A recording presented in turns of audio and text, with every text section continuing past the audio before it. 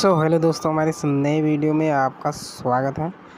तो हम लेकर आए भोजपुरी सॉन्ग सेल्फी राज का, जो बहुत ही ट्रेंडिंग में है और इसी का pulpy project and no hashtag मिलने वाला है आप लोगों को। जो वीडियो को कंटिन्यू पूरा देखिए, 4 स्टेप में पासवर्ड मिल जाएगा और सॉन्ग जो है टाइटल और थंबनेल देख के समझ ही चुके होंगे।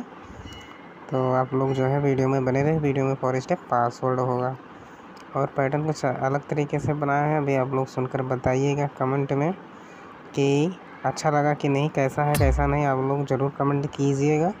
और जो भाई लोग नए जुड़े होंगे वो चैनल को सब्सक्राइब कर लीजिएगा। तो आइए आप लोग को सुना देते हैं। आप लोग ईयरफोन जो है ज़रूर लगा लीजिएगा, तभी समझ में आएगा कि कितना ख़तरनाक है।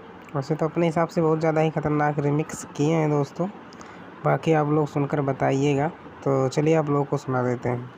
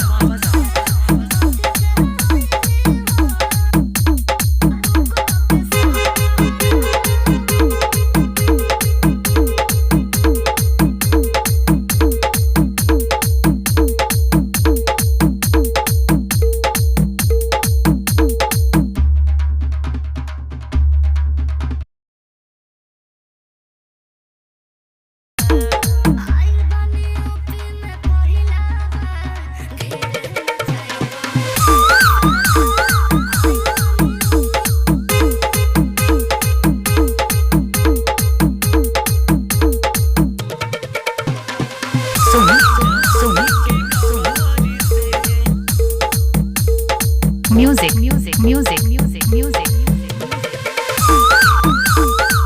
Muskan Wawaza. Music.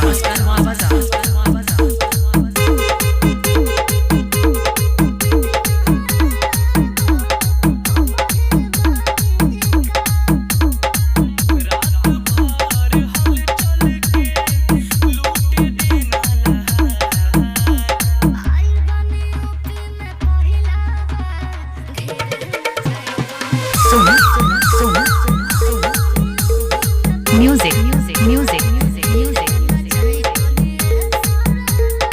Muskan Wawaza.